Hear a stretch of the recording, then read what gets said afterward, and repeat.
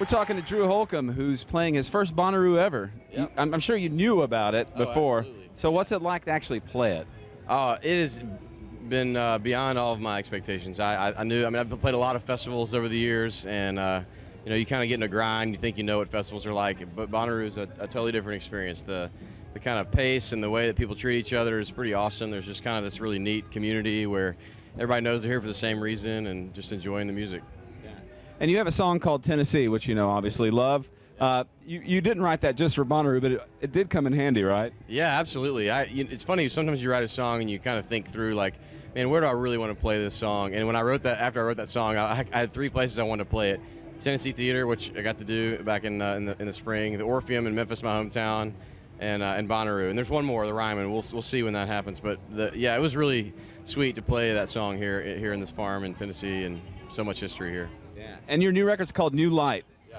Did it turn out the way you were expecting it to? You know, I know when you envision a record is going to be this or that. How did it turn out compared to what you were expecting? Yeah, actually, you know, the band and the producer, I feel like everybody really caught the vision of what we wanted to do, and it definitely, I feel like as far as any records I've ever made, and this is like my fifth one, this one by far was like, I feel like it hit right on the bullseye of what I was trying to accomplish. So I'm really proud of it. Do you find when you have songs placed in movies or NBA promos that you pick up fans that there would be no other way to reach? Oh yeah, absolutely. I mean, you know, I kind of do an experiment a lot of nights afterwards if I make it out to the merch table and sign CDs or talk to folks, kind of ask them how they came across us, and it's such a different mix. You know, somebody heard us on CMT, somebody heard us on the NBA commercial, somebody saw us open for Dave Barnes. You know, there's so many different ways that people come across your music, and TV has been a huge part of that story for us.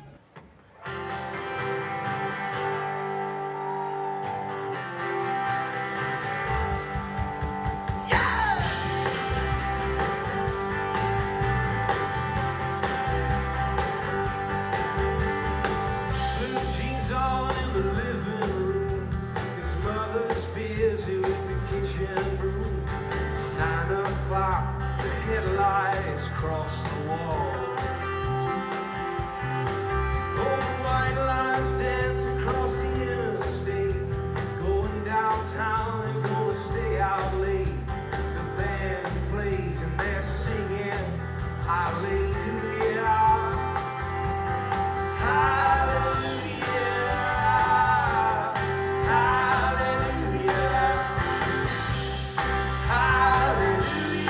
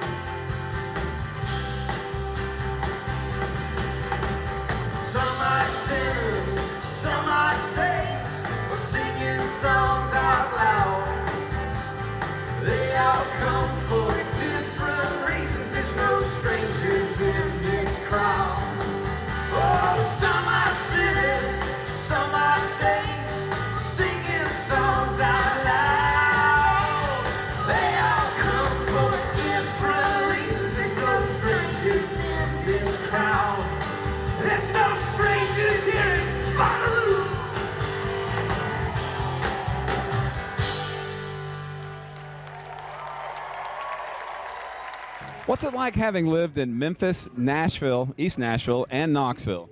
It's made me love Tennessee even more. I mean, people always say, "Where do you want to move?" And my first 3 or 4 answers are always within the state. You know, I could live in Chattanooga, I could live in Knoxville again, I could obviously go back to Memphis and love it there. I mean, there's so much of the state is home for me. You know, because I had my college years in Knoxville, which I really loved, and been in Nashville now for 8 years. Grew up in Memphis, so it's I feel like I've really experienced every corner of the state.